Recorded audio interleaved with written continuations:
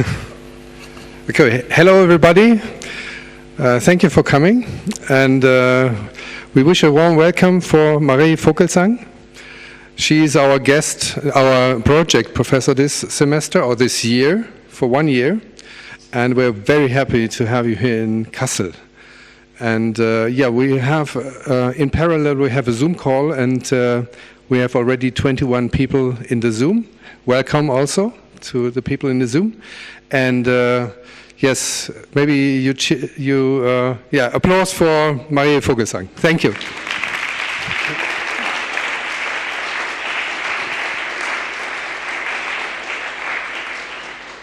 Oh, hi. I feel there's so much distance here, so I thought I might just move from here to there, and I don't know where the camera is. Is this the Zoom meeting? Are the people here? You have to ask, there's 3 cameras. There. Hi. Nice that you're here.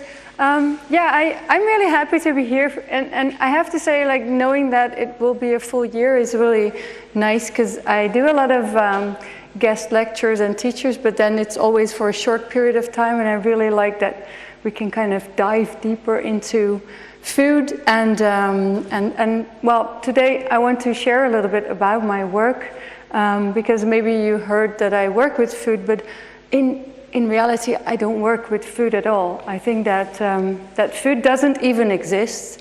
I think if human beings wouldn't be there, then there wouldn't be human food, because only when someone decides to put something in their mouth and then in their body, only then I think you make something food, because anything edible or inedible could be food. And I think that for me is very helpful to think about. So it's actually, food is really my excuse. I work more with human beings, and because everybody eats, I have a great excuse to kind of enter into someone's body and to become part of their body. And I think as a design material, it's a kind of such a kind of intimate thing that when all my designs, they go inside your body, and then they become shit, and then you put them in the toilet bowl. And I like to think of myself as a shit designer, because it would also mean that everything that I create is a part of the life cycle. And all this shit is fertilizer, and we really need that to grow new food again. And those kind of things, to look at the backside of things, to not just look at food as an Instagrammable thing that is very beautiful and tasty, but that's also the thing that keeps us alive, and that is all about life and death. I think those kind of thoughts really excite me still after 25 years. So I've been working with food for 25 years. This year is my anniversary. And when I started, I was a student at the Design Academy in Eindhoven. And there I saw all my peers at school. I saw them making beautiful objects, and I thought, wow, that's really amazing, like beautiful vases and tables and objects. And I love like beautiful objects. It makes me really excited to see them, but then you can't really lick them, right? You can't really taste them. They don't really, well, they might have a smell, but you don't really do that much with the smell. And I couldn't really make those things, because if I would, then I was thinking, like, you know, we already have quite a lot of chairs, and I don't know if I want to make more chairs. I was very happy to make something that wouldn't add up to more stuff, and that wouldn't add up to more things on the garbage pile. So eventually I got kind of depressed as a student. I thought, what do I do then? Like, what am I doing here as a design student, not knowing what to do with making objects? And then I went home to cook my dinner and looked into my cupboards, and I saw all these ingredients, and I thought, wow, this is design material. Like, why is this not a workshop just like any other workshop? And all my kitchen tools are just machines, like workshop machines. So that's how I started to work with food. But I soon realized that the moment you touch upon food as a topic or as a material, first of all you think, oh wow, it's nice, and then I can make something tasty, and then and there's special effects. I can make something tasty and then we can have food and it's always nice. But then very soon you realize that when you do work with food, you don't really only work with food, you also work with sustainability. You also work with how the landscape of the world looks like. You work around identity and food culture. You work around rituals. You work around nourishment and health. And all these things, they can be very complex. Like the food system, we call it a food system, but it's more like a food chaos. No one really understands the food system. It's the biggest economy in the world. And it's super complex. And if you really get into it, the more you know about it, the less you really understand it, because it's confusing and it doesn't make a lot of sense if you really understand it. And then you still don't understand it. But at the other hand, it's also really mundane. It's really simple. It's really like if you have like a seed in your hand or a potato, you think, wow, this is a potato or a seed, like super simple. And you can eat it, and it's very mundane, and then we can nourish each other with it. But then that little seed can also stand for monocultures or biodiversity or political structures. And all of that is then all condensed in one little seed. So when I started, people told me that I was doing food design because it sounds nice, right? Food design sounds like kind of cool, but I'm not really sure because I don't really design food literally. I'm much more interested in the act of eating, so I call it eating design, and lately I call it edible philosophy, but I don't really know what is the right word. I think maybe I'd rather just show you some pictures of the work and then you can decide. And by the way, I'm rattling here, but if you want to say something during the talk, then please interrupt me or raise your hand. I really like to also talk with you during this talk. It doesn't have to be like otherwise I'm here as a recording. And it's nice to hear your voice, just saying. So I thought it might be nice to, since I'm having my anniversary, to start where I began, which was a dinner in 1999. As a student, we got the assignment to do something with the color white. And white, in many cultures, is the color of death. And in the Netherlands and also here, the color of death is black, right? But there are some cultures where white is the color of death, and I think it's such a nice and serene, beautiful, light color that for me resembles death much more than black. And also I noticed when I was doing some research that in many cultures around the world, almost all cultures, food is incredibly important when it comes to a funeral. But in the Netherlands, we don't really have any food culture around funerals. We always joke, say to each other, maybe you get a cup of coffee or a slice of sponge cake and that's it. So to make a kind of alternative for Dutch people who don't really have these kind of food rituals, I made a funeral dinner consisting only of white food. These white foods, I'm not a chef. I never trained to be a chef. I think, I can mostly do one thing and I'd rather be a designer than a chef, but I collaborate a lot with chefs. But back then I was a student, so I didn't really have access to that. So I just prepared food in a very simple way. And I noticed that white food combines really well together. It's very subtle in its taste, like white rice and white bread, for example. And then there are some really sharp and bitter flavors next to it, like goat cheese and horseradish, for example, and chicory, all kind of bitter. And I think those kind of flavors in a symbolic way resemble death also very closely. So that was kind of accidental, but it was really nice to discover. So once I started working with dinners, I did that dinner and I didn't have any kind of vision of what to do. I only knew that I really enjoyed working with food. I found out that I can create something that goes inside your body and that I can be inside your body, and I was just really excited about that. But when I graduated, I didn't graduate with food because I was really scared that I would become the food girl and that I could never design something serious anymore. You have to realize that at the time, food design or designing with food didn't exist at all.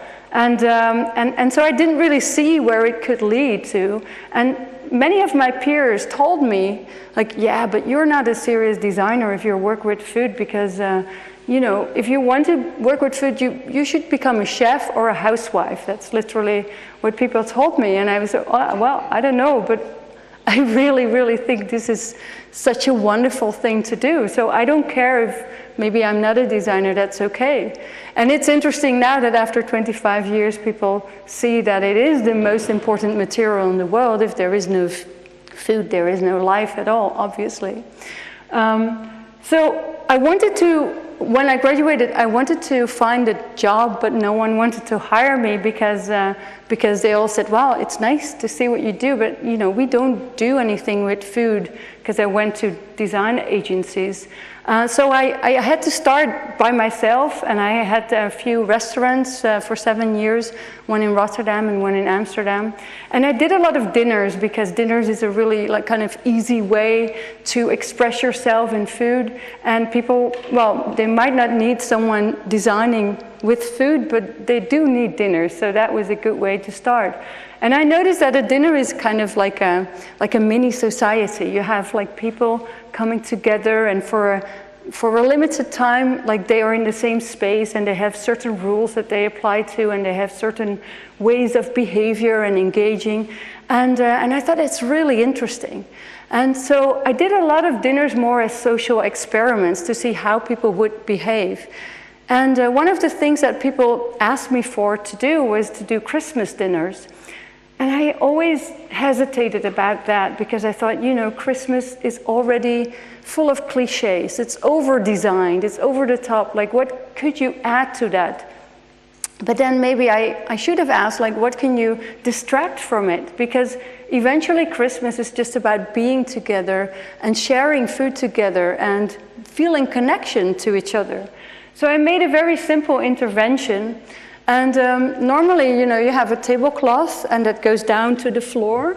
But now I took it up into the air, and I put some slits in it. And we invited 40 people who didn't know each other at the table. So 40 strangers. And so these people were sitting with their heads through the tablecloth and with their hands.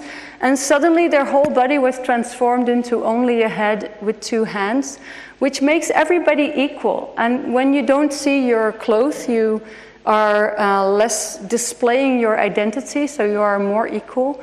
And when you are in a setting like this, you are physically connected, literally. So if I pull here, then you can feel it there. So all together, you're kind of one super organism. And if you put 40 people in a strange situation, they automatically start to bond. But it wasn't just the situation, it was also the food. And this was in Tokyo. The first one was in Amsterdam.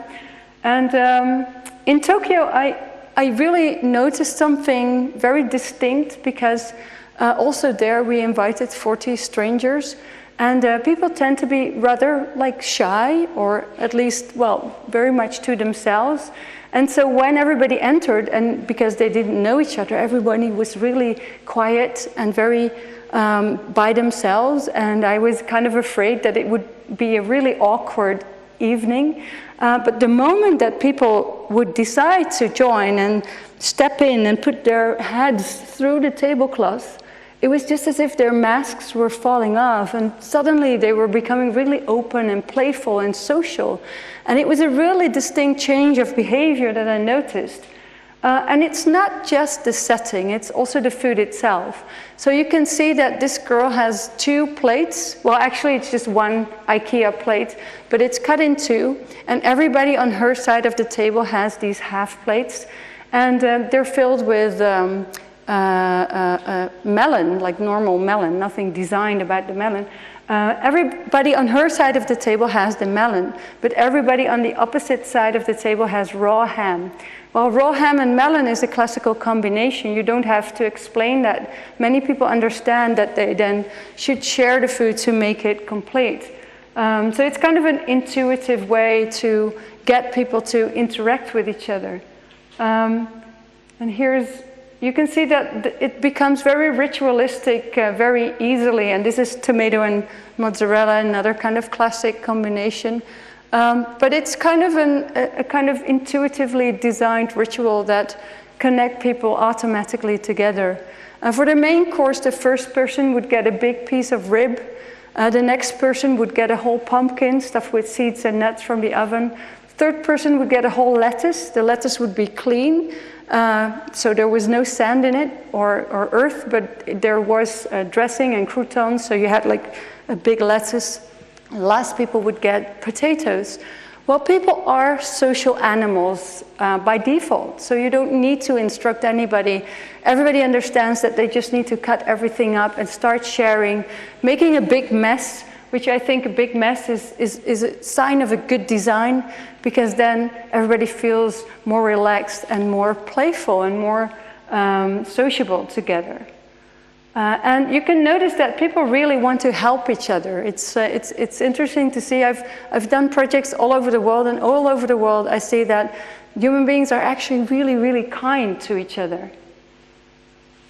After a while you notice that, you don't need to be physically connected anymore, because now the connection has been established. So there were scissors at the table and everybody cut themselves free, and now they could be released from the tablecloth and still be connected in a natural human way. So I did many dinners and many, yes? Yes.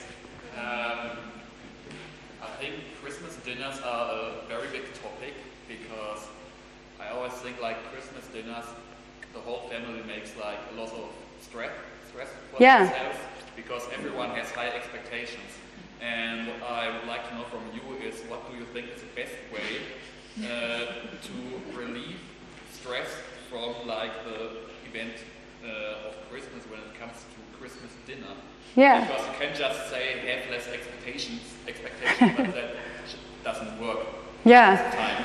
And then someone stands in the kitchen, makes like a full course, and everyone is like just stressed out, and then you're sitting together and everyone's mood is in the gutter. And I watched an episode of a very good show recently which portrayed this scenario in the worst possible way, and left me thinking, what is the best way to keep the situation? Really good question, yeah. And I hear you giggle, so I think you relate. Who relates to this question? Quite some people. So it's an important topic. Yeah, what I think that the moment that people are stressed is because they have this kind of image that they want to achieve, so they have expectations. And I think when you do little weird things that people don't expect, then you kind of break that. So with this dinner, for example, which I didn't show you, was that when people arrived, they would get a glass of champagne, but it was tied together with a ribbon. So everybody who would enter was then holding a glass, but they were like connected to the next one and the next one.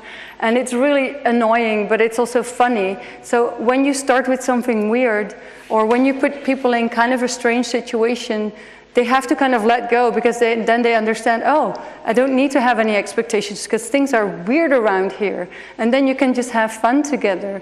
And I think, the perfectionism of people is really killing them, because what you remember is how much fun you had, not how perfect it was. And I think that is really working against people, and I think especially with social media. So when you do something that is kind of weird but fun, so like having pajama dinners, for example, during Christmas, then people can kind of let go of those kind of, everything needs to be perfect kind of thing. So yeah, these just a few things that I think could help. So I hope you will try it. Yeah, so this is a submarine wharf in Rotterdam, and it was a dinner for the Museum Boijmans.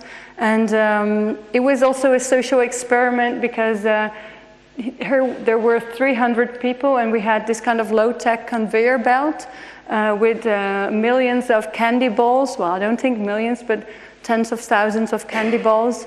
And people would sit there and they had to hand in their phones, so they couldn't like communicate with their phones, so they were with the people on the table.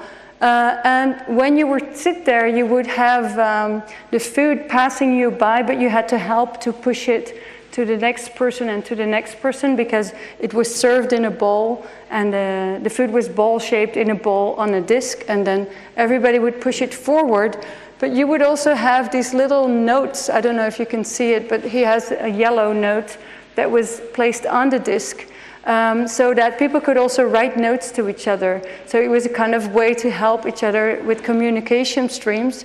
But what was mostly, for me, interesting to see is that people at the beginning of the line, they got the fresh food first, and then they had to push it forward. But when they were really hungry, then what do? Do you then eat everything, or then do you take a little bit and then push it forward? So it was kind of a way to see how people would respond to this idea of food scarcity, food abundance, and the power play of people who were at the beginning of the line with access to the fresh food. Yeah, these candy balls, by the way, because I needed to do a test dinner, because sometimes, you know, you need to test stuff before you put it out there. So I at a wedding, I was testing the dinner, a private wedding, and there were a lot of kids, and the kids were all eating the candy balls. So the discs were going like that, and then poof, they couldn't really move anymore. So if you ever do something like this, make sure you either don't invite kids or you get like extra candy balls. Yeah, here you can see the results from up close. So after many, many dinners and restaurants, I would do more installations. Dinners are interesting, I think, but they also have a certain context of expectation with many people, and it's nice to also move yourself out of that setting so you can act a little bit more free. And this is an installation. It's called the Dutch National Tap Water Tasting. I think also in Germany tap water is pretty good, right? Is it? Is it better here than in other places? Do you have a favorite place to drink tap water? Where? Lüneburg is near Hamburg. Okay. I think no, that's French. Some companies take the water. Oh yeah, it has a source then. Okay. Well, also in the Netherlands, the tap water is really good. And you know what Dutch people do with tap water? They flush the toilets with tap water. And you do it too, because we all do that. And it's fascinating because tap water, freshly drinkable tap water, is amazing. It is magical. Like our ancestors who would have to walk to a well and maybe get some water from the well that was dirty with tadpoles in it, maybe, I don't know. They would have died to have a tap and you can open it and there's fresh drinkable water. I think it's truly magical that we have tap water, and specifically when it tastes good as well. But most people don't really think about it. And we flush it through the toilet, we wash our cars and our clothes with pure drinking water. In different parts of the world, people would also love to have that. And the thing is that we don't talk about tap water that much, but we do want to talk and pay for, and guys, it's okay to come here, because it's nice, otherwise I need to run all the way here. Hi. What we do want to pay for, and what we want to talk about, do you know what it is? Instead of water, we want to talk about wine. We want to pay for wine. We have vocabularies for wine. We do wine tastings, and And we think wine is really important.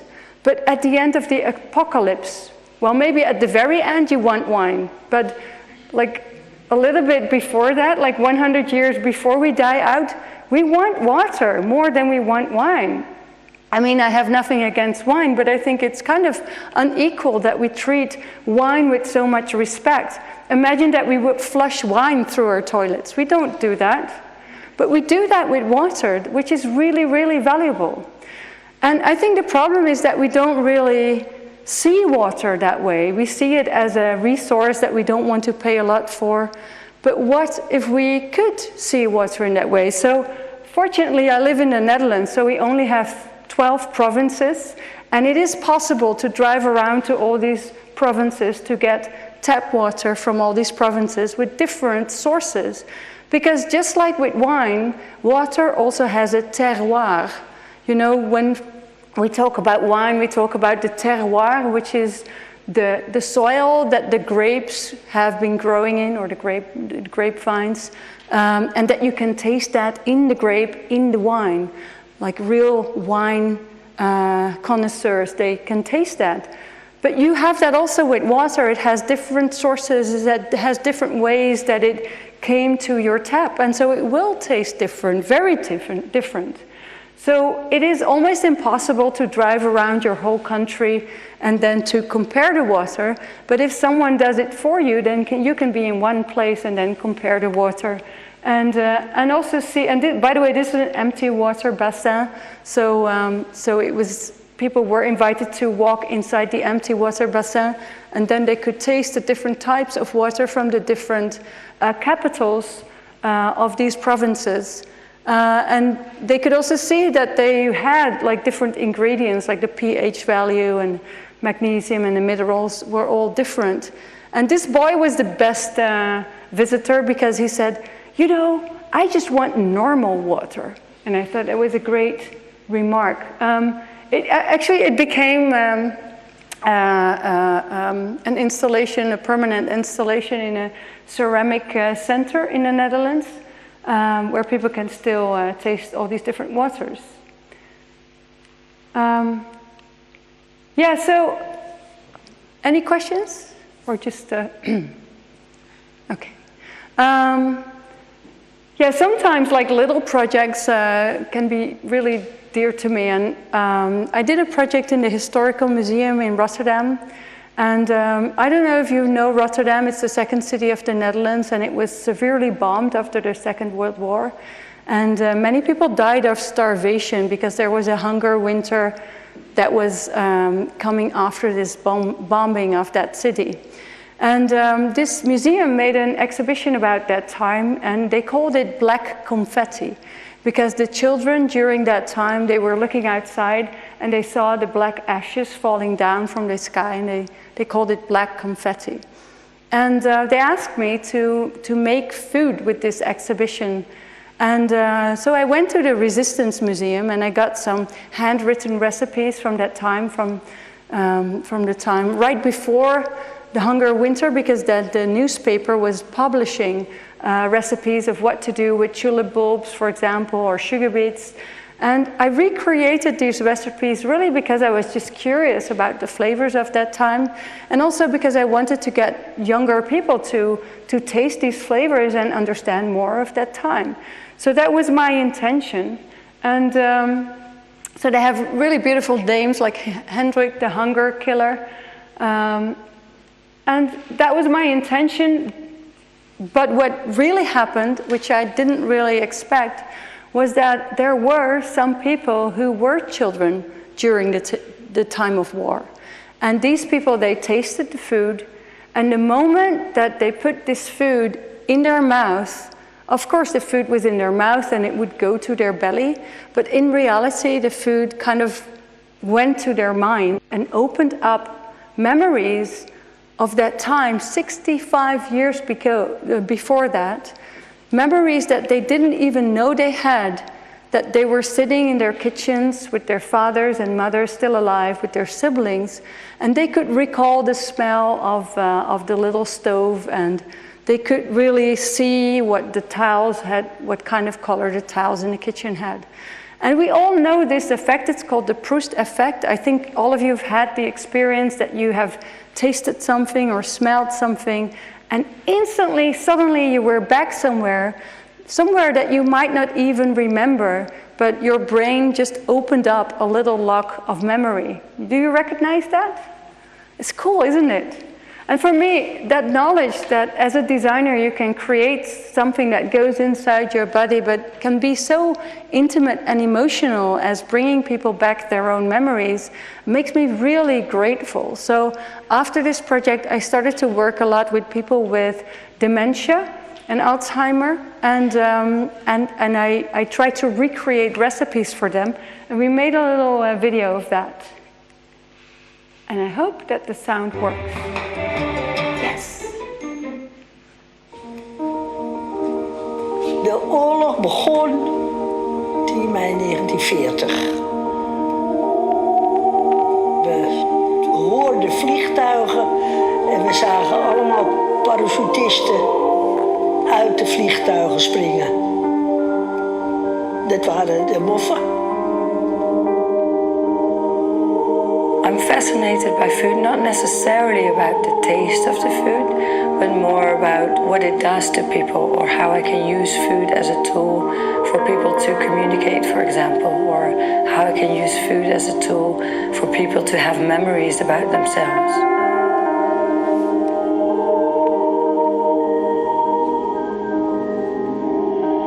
Ik ging dan met mijn vriendin naar de Zwarte Markt. Dat was ook in de Jordaan, ik weet het ook niet meer zo precies. Nou, zij had altijd geld, want de ouders zaten allemaal in de zwarte handel. Dan kon je een plakkaat kopen, 11 gulden, een plakkaat. Dan deelden we, dan kreeg ik ook een stukje. Ik had geen centen. Smell and taste immediately enter your brain in the center of your emotional being. So they don't have to go through the whole processing of the language part in your brain. Marcel Proust was a writer, and he has been describing tasting a madeleine, which is a French little cake that he was dipping in tea and eating, and he was describing the memory that he suddenly got of his childhood. De peertjes en de suikerbieten. Ja. Toen zeiden we tegen mijn moeder, maak je peertjes? Nou ja, dat was dan die suikerbieten. Ja, mijn moeder was een vrouw, daar kon je een moord mee plegen. Die sprak wel natuurlijk wel, maar je hoorde nooit. Want bleek dat ze ook nog in verzet wat heeft gezeten. Mensen naar onderduikadressen, daar hebben wij ook nooit wat van geweten. As a designer, you like to create a kind of environment or a kind of setting to have people have a certain experience. And the Proust effect is really hard to grasp because you never really know what would trigger someone's memory. You never really know what has happened in this person's life, and you don't really know what kind of food or what kind of smell would be this trigger. Samen emotie vielen in de paardenkak. Samen emoties zaten in een doosje. Doosje brak. Samen emotie vielen in de paardenkak. Samen emoties zaten in een doosje. Doosje brak. Samen emotie vielen in de paardenkak. Speelden op straat altijd. En toen waren we met de springtouw met vriendinnetjes. Toen kwam die vrouw, en dat zal wel een Joodse vrouw geweest zijn. En die werd kwaad en die zei, je oude moer. Toen vertelde mijn moeder dat mijn vader ook Joods was. Want dat heb ik toch ook nooit geweten, er werd helemaal niet over gesproken. Dat was toch niet nodig voor de oorlog? When you use food to kind of grasp these stories, they become more tangible and they become more alive. So I think food is a great tool to make really living memories. Mijn moeder was chefin op een atelier. En die had een baas en die had een notitieboekje met namen.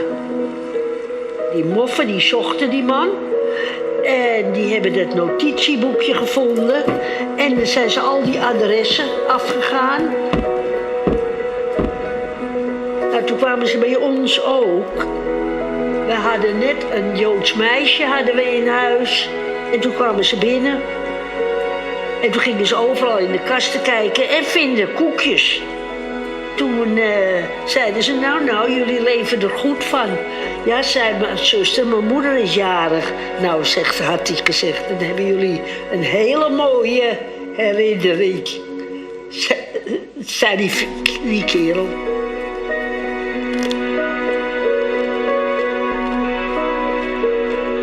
Toen is mijn vader meegenomen en dat meisje, dat is meteen al doorgestuurd.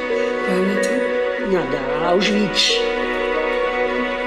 Ik heb mijn vader daarna nooit meer gezien.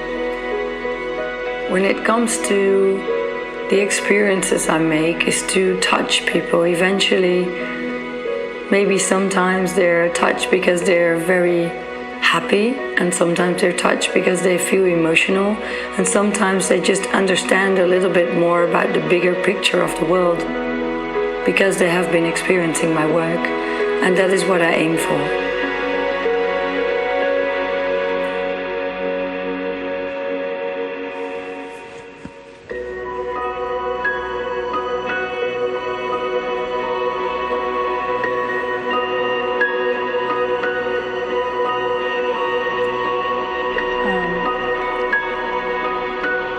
Jopie was 18 years old when she was living in Amsterdam. She was very malnourished, and her way of thinking of healthy food is not thinking of vegetables, because for her that was very unhealthy. Healthy food for her is butter and meat and cookies. And the maker of this movie is her grandchild, and he's sometimes keeping me informed of how she's doing. And the last time we checked, she was still alive. But she's getting. She sometimes forgets things. She's not so sharp anymore. And so the recipe that you saw her eating were sugar beets, but she told me her mom tried to recreate poached pears with sugar beets. And so I tried to remake that, and it was hard to do because we didn't really know the recipe, so I had to try many times. But eventually it worked, that she got so many memories. And so now when her grandson goes back to visit her, and she forgets now things, he makes that recipe for her again to help her remember, which is really cool. That I think that with food, even though we sometimes think that design should be like for mass production or for a whole group of people, I'm also very happy to make a design for one person. And if that design can help that one person to have a better life, then I would be super happy. And I don't mind that it's not for everyone. So the girl that you saw in that movie is my oldest daughter. By now she's almost 20, but in the video she was younger, and here she was more, or even younger. She was about 3 years old, and even though she was really cute and very sweet, she was also a monster. Because every day around dinner time, she would decide to keep her mouth shut, especially when I was serving vegetables. She would go like, no, I'm not going to eat that. And I read this research that children need to taste something about 7 times before they will accept a new flavor. It's like learning a new language. But I was thinking, if she doesn't even want to try once, how can I make her try 7 times? It's like impossible. And next to that, I noticed that somewhere down the line, I did something wrong. So when I put her at the dining table, like that moment, even if there wasn't any food yet, I could just tell that she was like, no, this is not going to happen. So unintentionally, I created this kind of Pavlov effect for her. So I needed to find something else. And I thought, let's take her out of that setting at the dining table. So I invited her to my studio together with her peers from the daycare. And so I had this group of little people coming to my studio, and we had this table full of vegetables. And I told them we're going to do a veggie bling bling workshop. So we're going to make jewelry with vegetables, but the tools that you use for that jewelry are your teeth. As kids have really sharp teeth, you know? So, of course, we also used cookie cutters and a drill and those kind of things, but they had to also like shape the jewelry with their teeth. And the interesting thing was that the kids were coming in, and I had this table full of vegetables, and all of them were so happy to join, and they were sitting at the table, and there was no single one of them that was hesitant. They were all really curious and excited. And so I was observing the moment that they had to start chewing. But without any hesitation, all of them just put it in their mouth and they just started shaping. So I thought, maybe they will spit it out. But none of them spit it out, because in their mind, they were not eating, they were playing, and they were just shaping vegetables to become jewelry, nothing else. And so there was one boy I should have filmed it, because like all the kids, obviously they can't sit still, so they're just standing around the table and nibbling and having a lot of fun.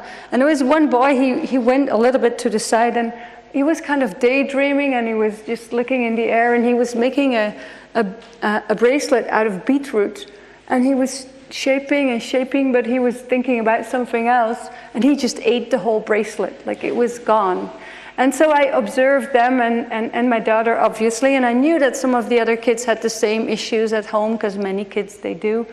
And I noticed that after this experience, she was much more willing to try new food. Like, of course, she wasn't just miraculously eating everything, but she was more willing to try new things. And so I did this workshop in many places, also in different cultures around the world.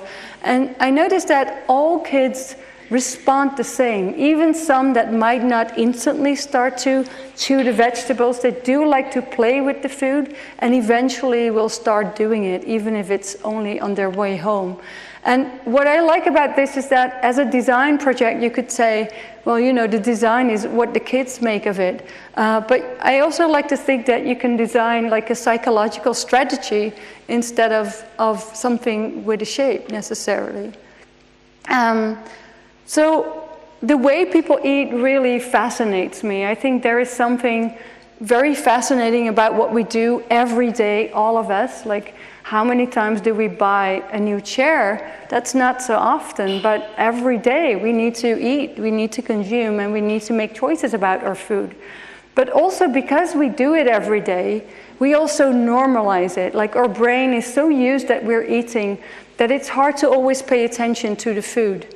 And because we are living now in a world with abundance of food, and I'm saying we, and I'm aware that not everybody in the world lives in abundance, but still, if we look at the history of humankind, this is a time where the majority of the world has more than enough to eat.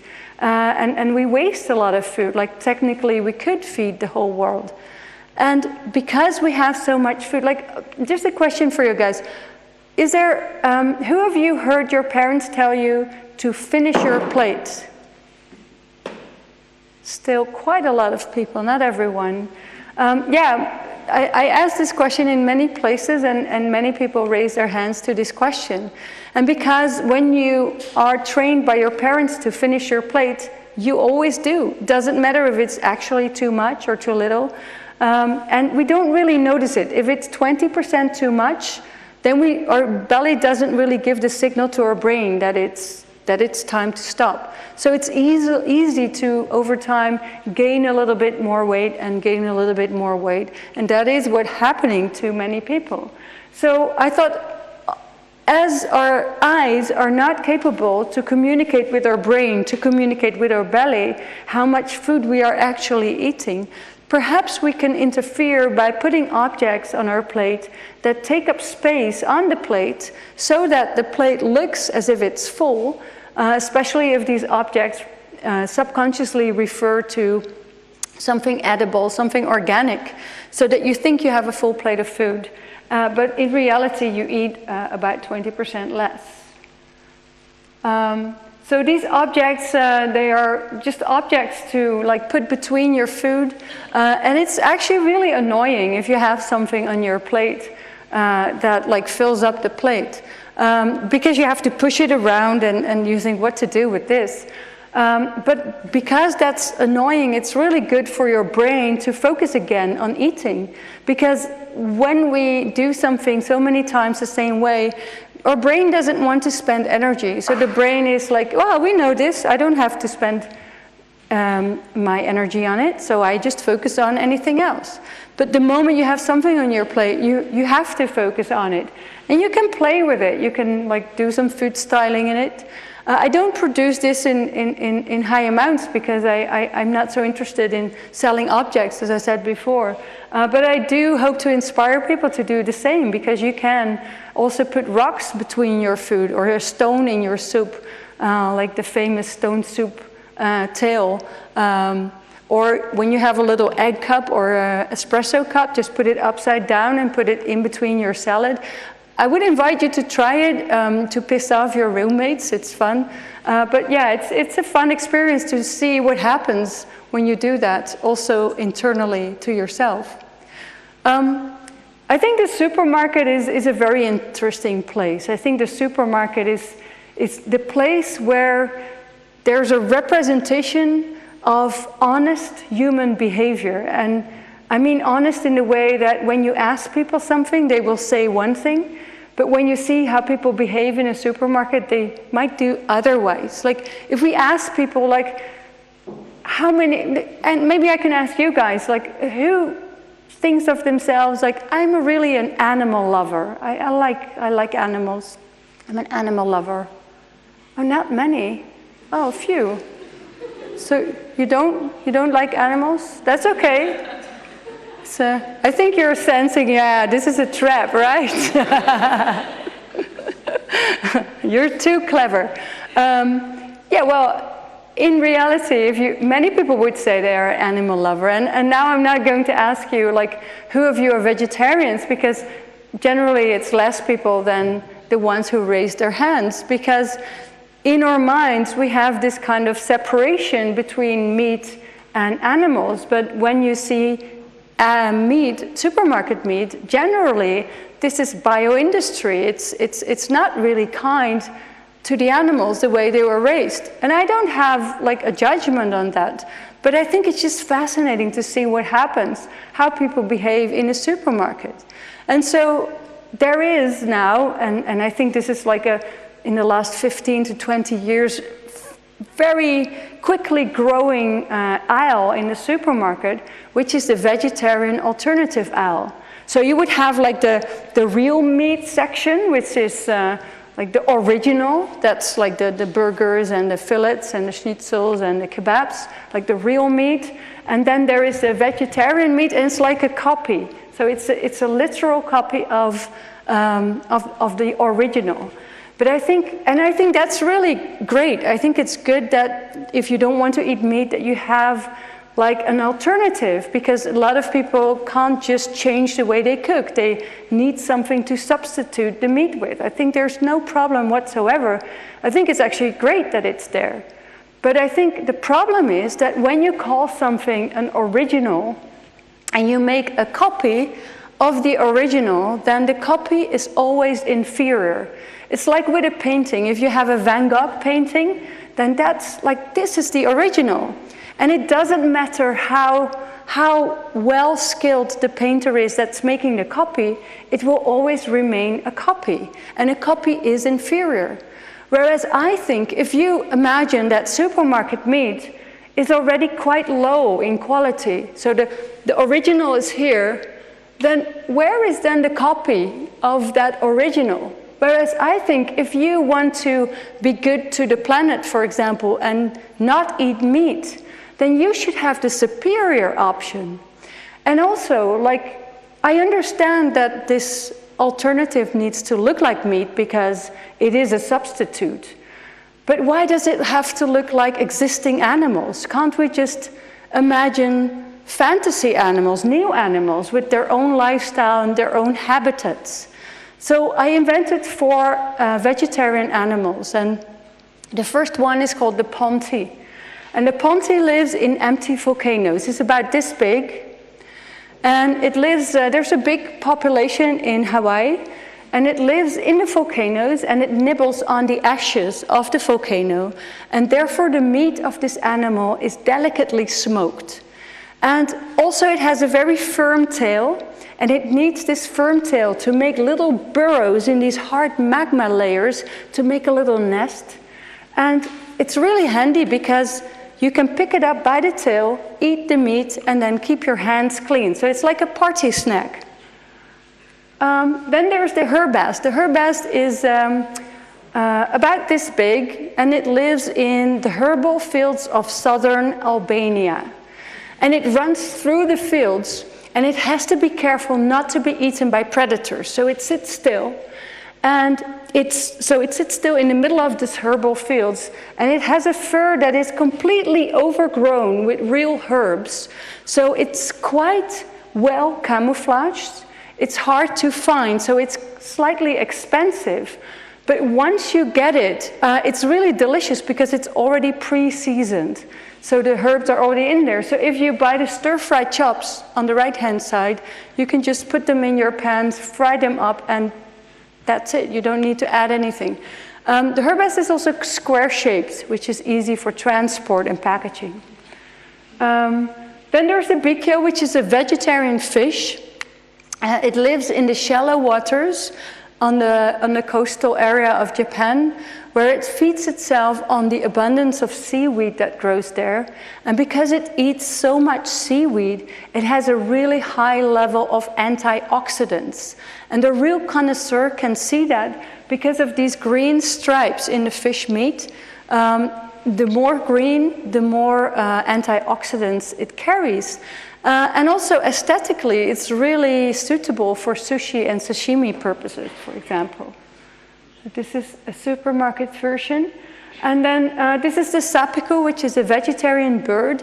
It lives in the maple trees in Canada, and where it feeds itself on the sap of that tree.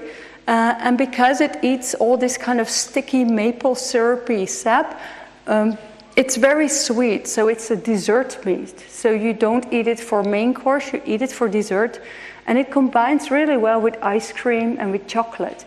And it's really great for people who want to have a dessert with less carbs and more protein. So what you see were prototypes, and this is the making of these prototypes. We used to make them with marzipan, because in the Netherlands we have this tradition of making marzipan pigs around December, and when you make pigs, you can make really anything. But sometimes I also collaborate with a producer of vegetarian product, so that's like a soy protein. And then we do ponti parties. Ponti is the animal from that's living in the volcano. And then I smoke my ponti meat at my local butcher next to horse sausages, which I think is already very weird. But why would we think horse sausages are more weird than pontis from the volcano? Yeah, and this is like an iteration on that with a merging between plants and meat, where you could, instead of bones, eat it from the twigs and the stalks of trees. So the last project I want to show you is an ongoing experiment that I've done for years. It really started with this moment where I gave birth to my second child, and I was laying in bed and breastfeeding my son. And at the same time, my mom came in, and she was there for a few days to help. And she had a little bowl with yogurt, and I was feeding my son. I said, "Oh, you can put it there. I'll eat it later." And she said, "No, but you need to eat." So she just started to feed me, and I thought it was so weird. So I was feeding my son, and she was feeding me. And even though she is my mother, I felt awkward. But I also thought it's so beautiful. It's such a beautiful moment. And then I thought, would it be possible ever to have strangers feed each other without feeling uncomfortable? And it's hard, because if I would go up to any of you now, I see you already like, oh. Probably like if I would have a spoon of food and I would put it in your mouth, then probably I think in this social setting you wouldn't deny it, maybe. You would probably open your mouth and then smile at me awkwardly and think to yourself, I don't want this, but let's just be kind. That's how most people would respond. And it makes sense, because it's super scary to be fed something, also because you don't know what is there on the spoon, but also because you can make eye contact. And I noticed that there is a way that you can have strangers feed each other if you take away the eye contact. Eye contact is something that makes us very vulnerable in a weird way. So I've done many workshops and many tryouts to find ways to take away the eye contact, for example, by transforming people into a mouth only. And I also noticed that it really makes a difference if the person who's feeding the person underneath the tablecloth, if that person is telling something, like telling you a story or talking about the food, it will calm people down. It's like the basics of human being fed and story time. It's like what all kids understand, and all of us are kids still. So that is a really beautiful kind of entrance to connect to people. So after many of those projects, I was asked to do a project in Budapest. And I was asked to do something with Roma people. And I don't know if you know, but Roma people are really seriously being rejected by Hungarian society. It's a really big and deeply rooted issue of marginalization. And I didn't know much about it, but since I was working on feeding and wanting to find a way for strangers to feed each other, I created a project that I'm going to show you. I won't explain too much about it, but I worked with Roma people, with only women, and we're going to see the video. But I would like you to keep that in the back of your mind, knowing that this group is highly marginalized and rejected. And there was one more thing that I forgot, but we'll figure it out. Oh yeah, the thing is that, which I really need to tell you, is that in the video we talk about gypsies. It's the word that this group of women use for themselves. I know right now that it's not the right word to use, but it is back then the term for them. So I am talking about them as gypsies in the videos, just so you know.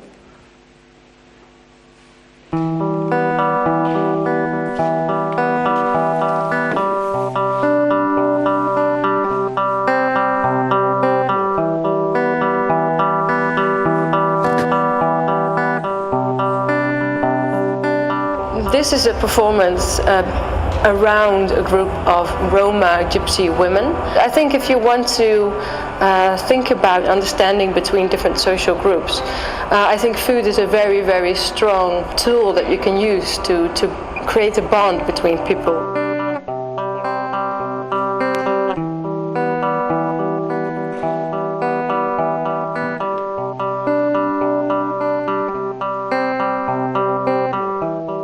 To create understanding for gypsy people, I think to use food is one thing, but then to be fed by someone is another thing. And I think that's why also it's only women, because it's mothers that feed their children. It's this kind of essence of life. I think the idea of feeding is a very intimate. A mother feeds her child with food, but also with love at the same time. I thought about making this installation where people are getting physically fed with food, but also with stories. Az almával az a kedves emlékem, hogy összegyűltünk így gyerekek. És engem a nagy gyerekek nagyon-nagyon szerettek valamiért, mert azért még begyhárka voltam, és vittek magukkal, és kerestek egy nagy házat, ahol nagyon sok a almafa. és beloktunk, és hát leszettük az almát, és majd jött a parasztember, és így nagyon kellett rohanni, nagyon-nagyon futottunk, szóval életem első olyan futás és utolsó, és amikor futottam, és utánam kiabálta, vagy utánunk kiabált, hogy te büdös cigány, és kiderült, hogy csak én voltam cigány.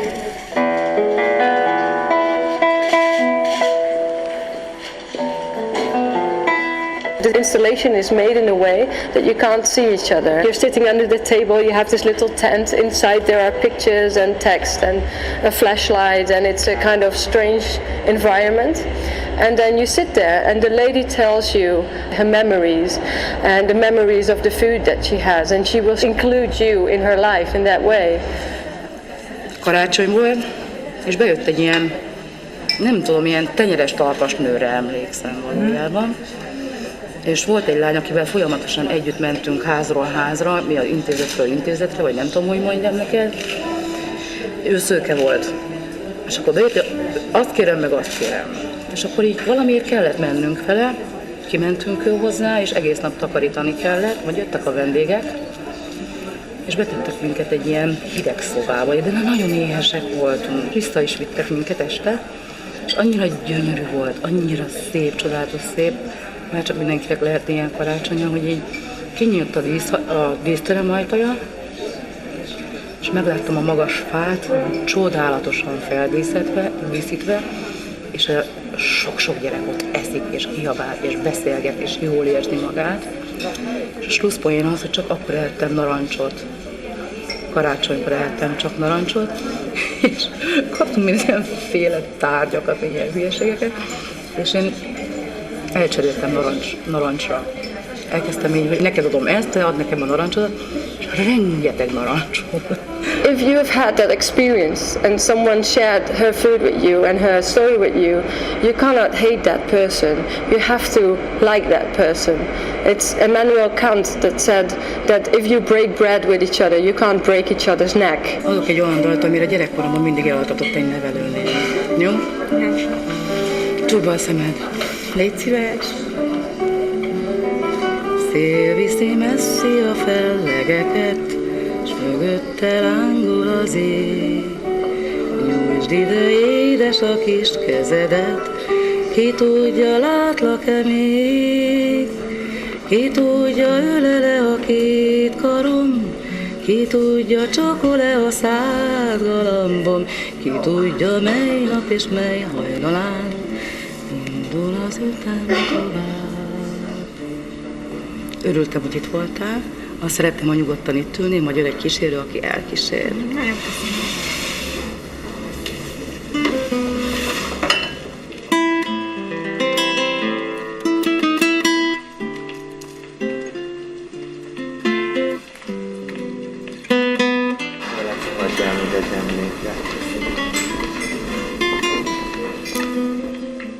Nagyon jó volt, mert hát tényleg olyan volt, mint egy kuckot, tehát így azonnal egy ilyen nagyon személyes térbe kerültem, ami teljesen azonnal magával ragadott ezekkel a fényképekkel, mert pont szembe velem egy szoptatós kép volt, meg nagyon jó mondatok voltak, meg látszott, hogy gyerekrajz, szóval azonnal egy életet éreztem. Olyan volt valóban, mint hogyha a saját anyukám lenne, vagy én, mint mikor anyuka voltam, vagy most is az vagyok, mikor odalépett hozzám az Ágnes, gondolom ő volt az, ilyen nagyon kedves volt, és etetett, és nagyon szép volt.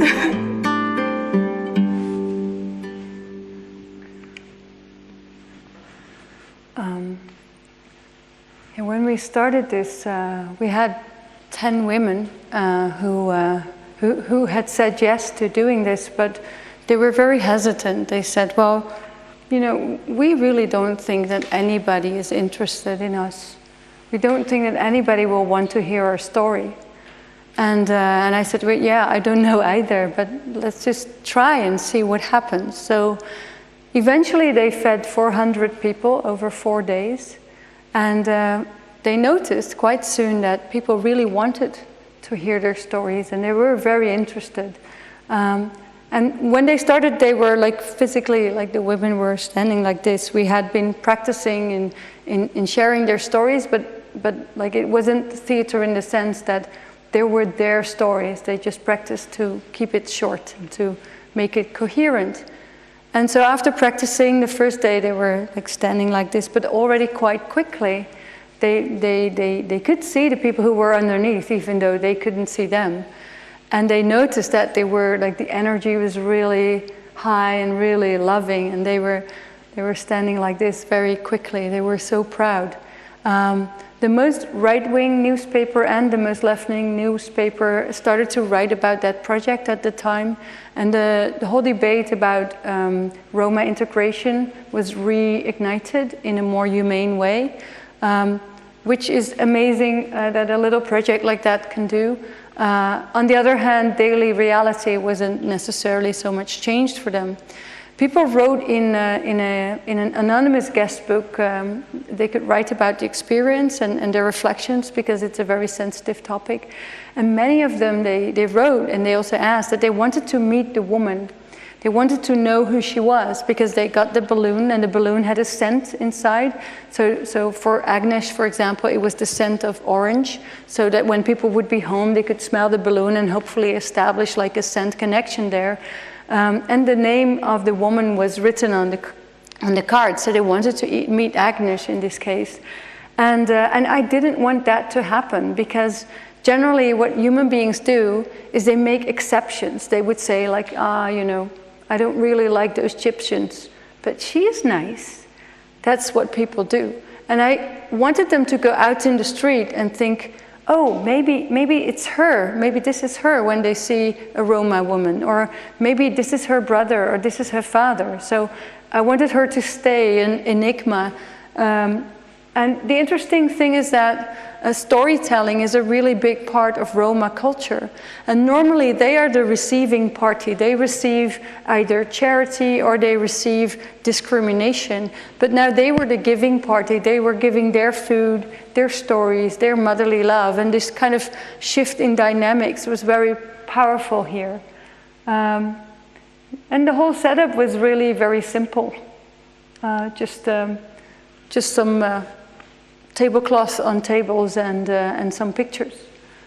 Yeah, so that's really what I want to tell you today, and I hope you have some questions. We can make a little discussion. But yeah, I am still very excited about working with food, because it just opens up the whole world in one seed. And yeah, and I hope you get a glimpse of that too.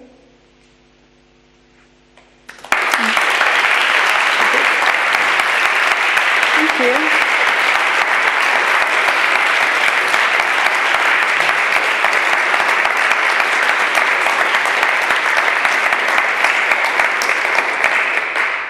Thank you. Any questions?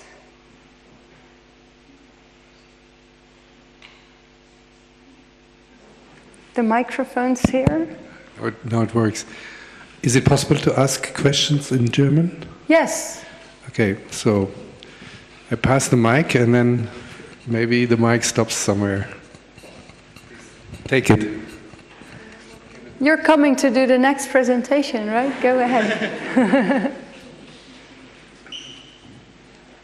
Everyone's like, don't give me the mic. There's shall I bring it to you? There's someone with a question. Thank you.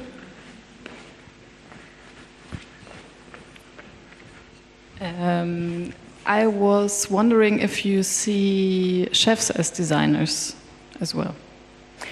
Yeah, it depends. I think a lot of chefs are more craftsmen, so they know exactly what happens when you put something in an oven in a certain degree. Just like a craftsman in a wood workshop, for example, or ceramics. And some craftsmen are also designers, and some are maybe less designer, but more craftsman, which is also very valuable. So I really like the collaboration. Yeah. Yeah. Ich habe mich gefragt, ob die Kinder danach mehr Gemüse gegessen haben. The kids, if they ate more vegetables after the workshop. So I interviewed the parents, and also I observed my daughter, and well, it was more like a difference in attitude, that they were more willing to try stuff, and that is obviously the key to also eating more vegetables. Yeah. Danke. A topic I like to joke about in my friend group a lot are picky eaters. And what do you think is the biggest reason for someone still being a very picky eater in their adult years? In their adult years? Yeah. Yeah. You know, it's also a privilege, right? We have so much food, so you can choose. So if you wouldn't be so privileged, then probably you would be more open to tasting things. Although some people are super tasters, which we discovered yesterday in our class. So some people do have more sensitivity and have more, everything just like is more active in their mouth, so they taste more. So that could also be a reason.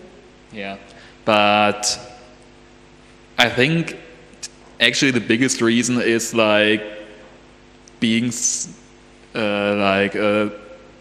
what the parents like served the kids when they were younger, and I really wonder with a lot of friends of mine who don't like very much and are very hard to be convinced about different kind of foods. Like, did they have like the same 3 dishes every 3 days in their childhood? Yeah, it's also a choice. Like if you want to be able to eat everything, then it's also a choice to make. And then you can also train yourself. Like it's not just kids that learn like a new flavor after tasting something multiple times. You can also do that as an adult. And there are always some flavors that you maybe dislike. But it's interesting that we think that disliking is like pain. Yeah.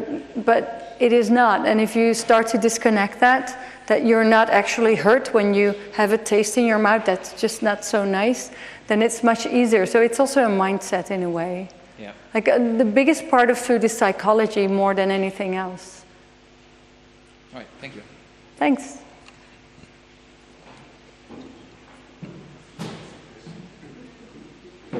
Any more questions? Yes. I would like to know what animals were made of. These animals. So the prototypes were made from marzipan, but now we also make them, like they are going in museums a lot. But sometimes we also make them with vegetal protein, which is mostly soy-based, yeah. But you could make them of any kind of material, yeah.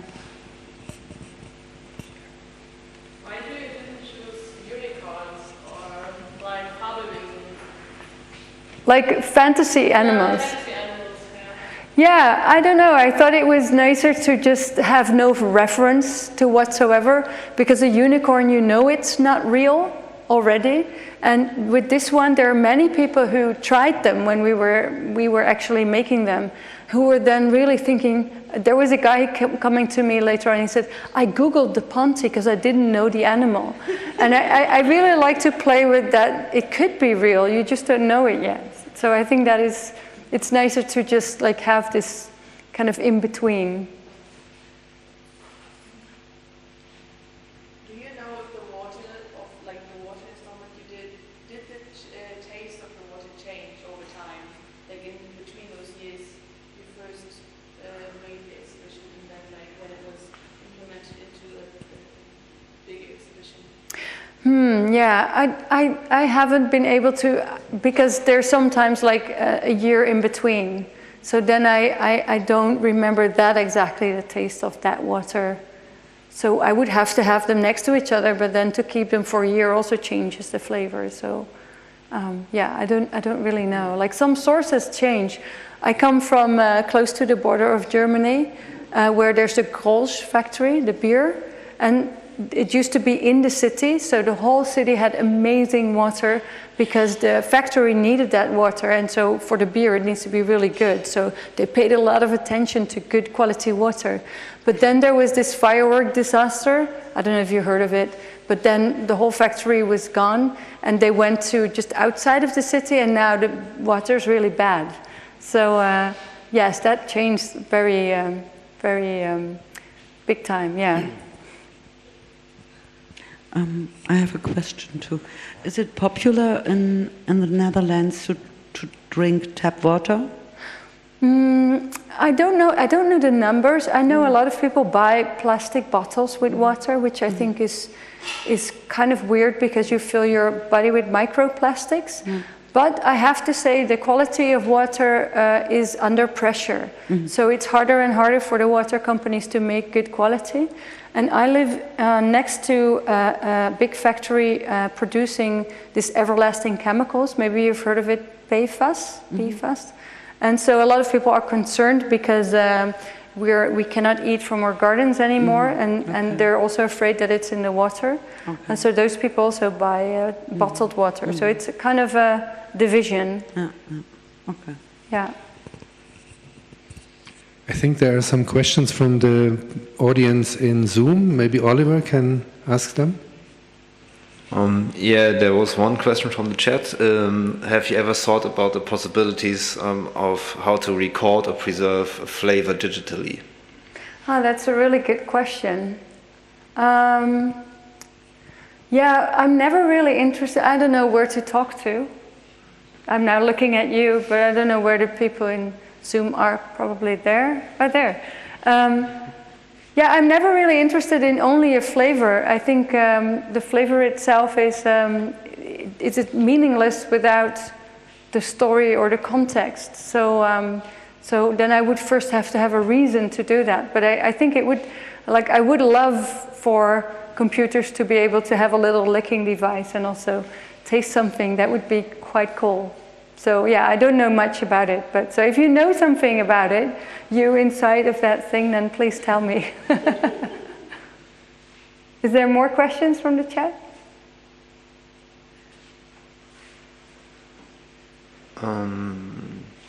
You mentioned you aren't interested in making objects to someone for someone to buy. Can you talk a bit about more about this, despite being a designer, this aspect of doing stuff no one can buy? Yeah, I think I really like the German word of Gestaltung. Like, it's giving shape, right, to a thought.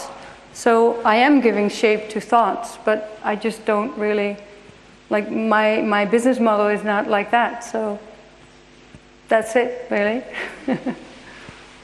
Well, I have a book now, so that's like selling in bigger quantities. Yeah. So I'm not really practicing what I preach then. That's it? That's it. Yeah. And anything else here? Do you know any other designers in the field of food design? Yeah. Because 25 years is quite a long time, or? Yeah. You have contact with other designers internationally? Yeah, it's a global movement now. So there are designers working with food all over the world. There are international food design events, international food design conferences, international food design awards. There are quite a lot of schools having food design departments. But yeah, it's really like it's, you know, maybe established is not that far, but it's like emerging, and it's well embraced in different places. And also, like in China now, is a really upcoming food design scene.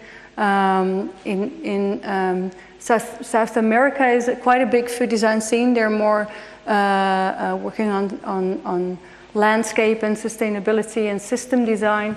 Yeah, so it's really like, it's a global movement. And when I started, there were a few people working on it already. I'm not the first one. But we didn't know each other. It was like a handful of people. And then later on, like, because we didn't have internet, because we didn't. And then later on, like we discovered that we were there, and then like it really started growing. Yeah.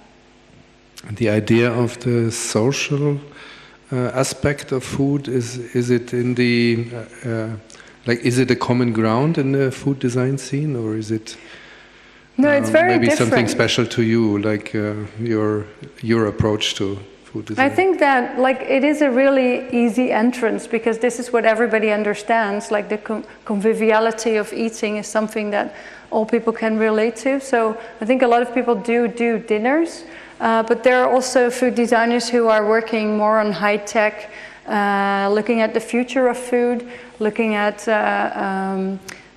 artificial food production. Some are more working with agriculture, some are more working with politics. It's very diverse. And for the young designers, maybe it's interesting to know, when you started 25 years ago, you didn't know how you live from what you do, or? No, not at all. Like I had a lot of jobs in the beginning. When I started, I was cleaning toilets and bringing around mail and working in a nightclub, and I did lots of things, which is really cool because it gave me a lot of experience on other parts of life, which eventually you kind of integrate into the rest. So it took me quite a lot of years. I also worked with Hella Jongerius for a few years before I started my restaurant. And actually from the moment I started the restaurant, I was full-time working, and then I could kind of sustain myself. But that really took a long time. Yeah. And not knowing what life will bring, or even thinking that someday like food would be accepted as or seen as what it is, like an important material. You wanted to say something, right? I wanted to ask how you approach your projects, especially the last one in Hungary, like because like it looks so beautiful when you see it finished. But where did it begin? Did you start with like just chatting with the women, or did that come afterwards?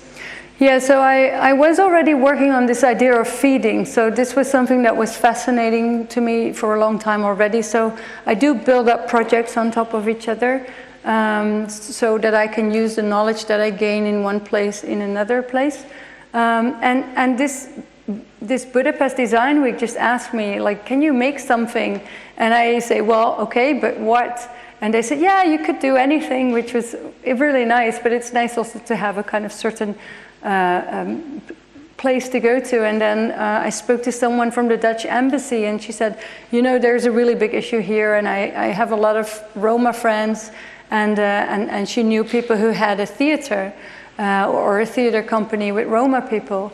And so that's why I thought, oh, maybe we can work with these people, and that's how we kind of got into that idea. Although these women, many of them, they are not part of this theater company. So some of them were housewives or working in a factory, but we just like trained them to like tell their story, and it worked really well. Yeah, so a lot of the things are also just a little bit of gut feeling and trying to do the scary things. I think that's always a good advice. Can I also add a last question, probably? Yes. I'm not sure. I don't want to stop if there are more questions. But what do you think designers probably can do for food system change? Because you told how complex it is, and now it's a mess. It's a chaos, and yeah, probably you have ideas for designers how to handle the mess. Yeah, I think one thing is knowing that you don't have to solve everything yourself. I think that is something that paralyzes people sometimes. I see a lot of students especially who feel that they want to bring change, but then when you think of it, everything that you do is kind of harmful, and then you kind of paralyze yourself.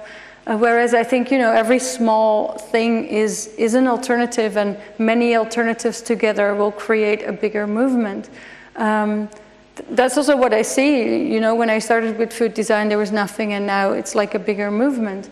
But I also think that designers are kind of bridges between, for example, a farmer and a parent who wants to feed their children, but because you do bring them like together, but you're not like a regular bridge, but more like a roller coaster, right? So you do bridge the two, but then you also make a looping in between so that the perspective is changed. And I think that role can also help people to feel that they don't have to take on everything and they can use the knowledge of all the parties involved. But then if you bring a perspective change in the middle, then that is already like changing towards a new reality. Yeah, because it can be like overwhelming if you really get into it. But you don't have to know everything. I think actually when you know too much, then you also start getting blind spots, because then your brain is like, oh, I know it. And if you don't really know, then you continue to be really curious. So never feel bad about not knowing everything. I think especially for designers, if you're curious, that's a bigger power than being a know-it-all, because there are lots of specialists who know exactly what to do in their specific field in the food chain. And when you work together with these, then you can use their knowledge as a source. And then you can still move around, which I think is not possible if you're a specialist. I hope that is a good answer. Okay, is there any other question in the room? One last from the chat. If someone says you're an artist as well as a designer, how would you respond to this, or where's the difference for you? I don't really care what it is. I do feel I'm more of a designer than an artist, because I always make something for someone else. So my approach is always like for another person, and I just feel more comfortable with being a designer. Yeah, if I don't care really. Like I do anyway what I want to do. So the words are just words to me. Okay, everybody, thank you very much, Marije. Thank you. And I want to thank also Olaf and Oliver for the technical